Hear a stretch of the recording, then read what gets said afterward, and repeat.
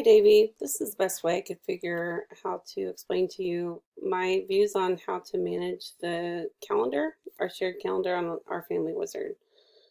In light of our recent conflict over summer exchanges, it was very clear, glaringly clear, that we need to document our exchanges in a better way. We need to be more detailed about the who, what, when, and where.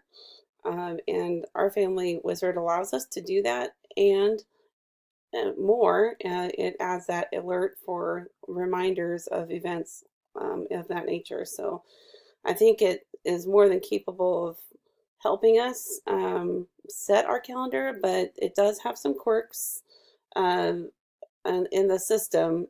So it doesn't always translate events the way it's intended. So knowing that and going forward, I think we just need to understand that we have this tool to use and that's what we've got. What we need to do is learn how to use the tool in a way that makes sense. So it actually portrays the schedule as it's intended. So, we just need a good reference and to show how we've implemented agreements. And it would be great to look back to when we have future discussions and we just need to go back and say, oh, how did we do this last year? So I think that going forward, this should really help with future discussions. I put my stuff in general in green and his in blue because that's the way my family wizard designates us. So Harry wants to continue posting his custodial weeks this way. As you can see, it creates a calendar conflict and an overlap of that last day, like it goes all the way through. So that's not great. It's not accurate, and it doesn't reflect the legal definition of a custodial day either. So, and I think that the 8-day block is kind of a problem. I decided, in light of that problem, that this is how I would post my custodial weeks. I found that posting them in multi-day form doesn't give me the flexibility I need for, some fluctuations that need to be made. So I do them on single day posts, and I make sure that the notifications are turned off because they're purely for documentation purposes.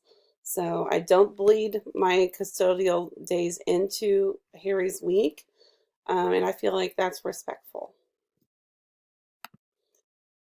So one of the flexibilities I feel is really great about posting it on a daily basis here is that I can very easily, when we do a weekend swap, I can take an event like here and say we swap the 7th with the 14th. I can just click and drag it up here, and he could do the same if he posted it that way. And it would be simple as that.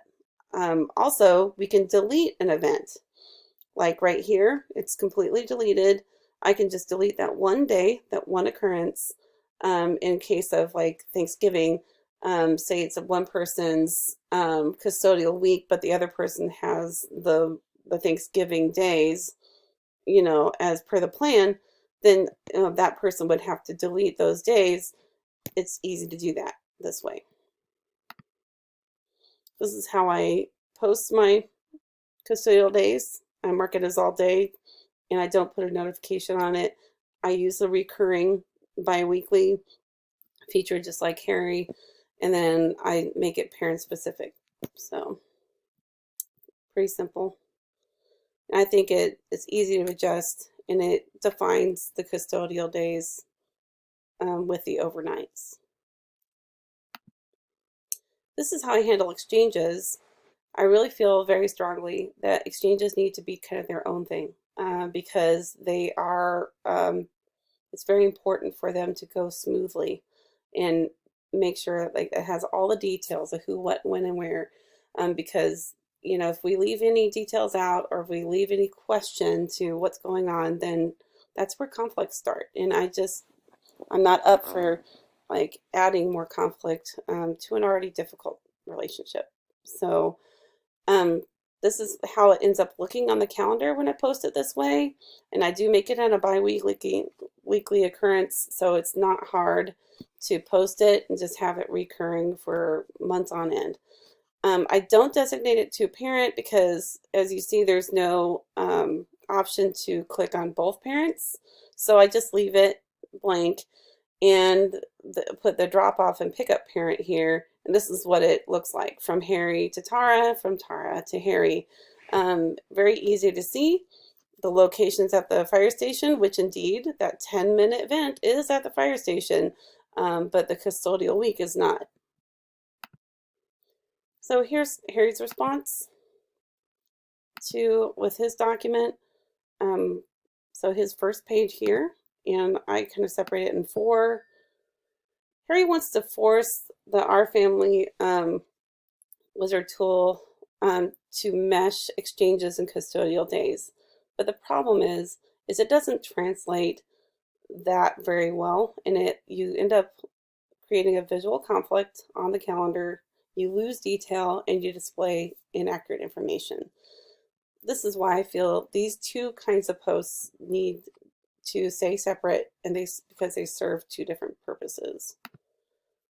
So the first one here, he notes that there's a small indication of the pickup and drop off, but it is not designated on the other side. And I just point out that it leaves the custodial designation in question. It leaves this display as an 8-day event, and there's no indication of exchange, pickup, and drop off at the end of that event. So another thing that is a little problematic here is that he lists the location of his custodial week to be at the fire station. That's not accurate.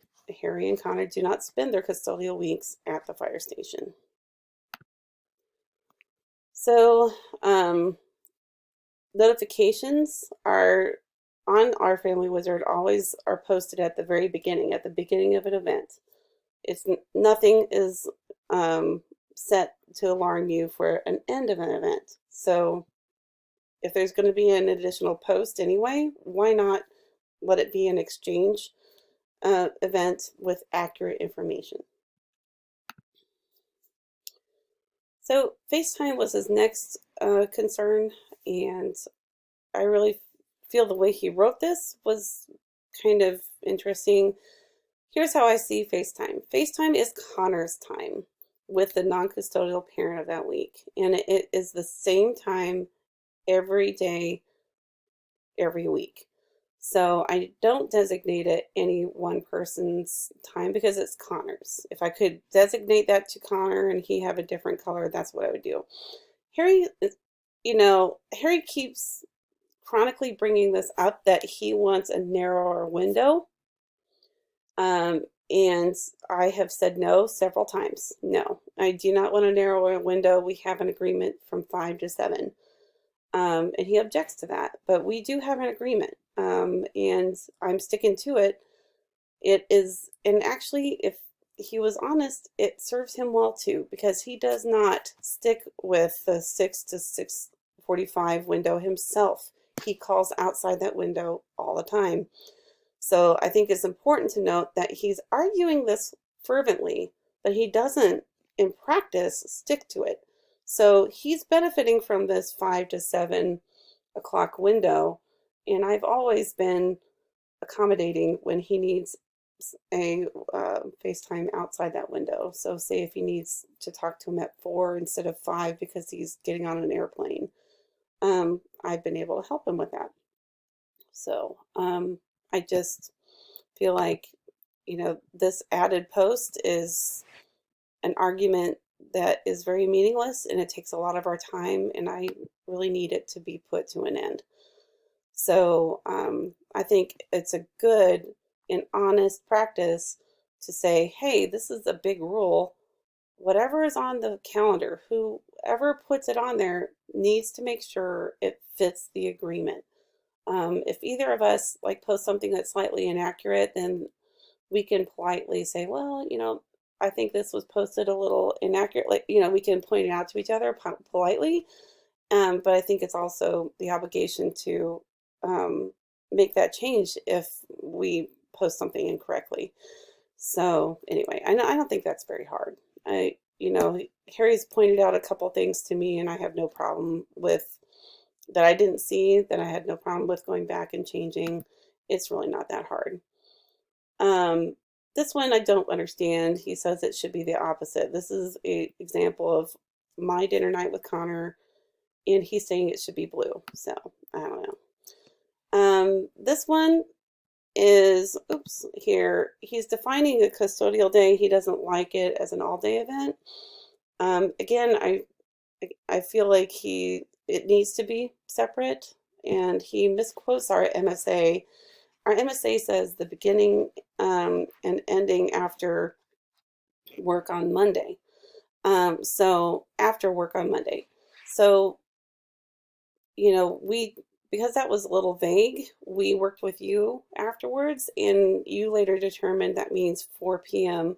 for instances like our 3-day weekends, Memorial Day, Labor Day, and so on. So we do have some changes to, or specifics that we've added to our MSA with our parent coordinator. But also, it doesn't say 4:30 in our MSA. I actually don't know where 4:30 came up with. This is what we've been doing with our dinner nights for a long time now, but I frankly haven't picked on it because it seems to work, and I don't want to bring it up because I don't want it to be yet another conflict. So I think that keeping the exchange and custodial time separate really helps, because while the exchange time fluctuates like a lot because of holiday plans, a lot of things can interrupt it, like, when our exchange is going to be. So, but the custodial day can just remain the same, and it can just be for documentation purposes, so the exchanges are where the details are at. The custodial day is just for, okay, this is this parent's day and this is that parent's day, and it's just to clarify. Now, it's particularly important for Connor schools to make it a Monday through Friday custodial week, because obviously that's much easier for them to understand a week on, week off basis. And I think it also sticks with the legal determination of what parent has the overnight. So this is his second page. I'm going to add it in like 4 different sections. The beginning and end, he brings that up. I've already really kind of gone over this. He mentioned that he's going to contact the developers. Even if Harry gets a hold of the developers, it's not likely they're going to adjust the tool to make it work perfectly. There's a lot of work to be done for this to work in the way it needs to be working. So it's not likely it's going to happen anytime soon, or even on one person's request. Lots of people use this tool, and it's clunky still. But we can actually adjust how we use it in practice to make it work just fine, like I've displayed here. So he mentions he uses the bi-weekly recurring feature. I do that too. I've already talked about how the fire station being his week-long location seems kind of odd and inaccurate. In the last part, he talks about the designation of the drop-off and pick-up parent. I really feel like that is so important for exchanges, and it's not really it's not applicable to every single thing we put on the calendar. So, but exchanges, it really does nail down the who, what, when, and where. And that's so, but trying to mesh it into other kinds of posts, it just doesn't fit, it's like a square peg kind of problem. So, and it does ignore the fact that it does exclude some details that needs to be documented, I think, for our sake. I hope this helps. Thank you so much for, watching this, and let me know if you have any questions. I'm hopeful that this will really help all of us, kind of manage our calendar.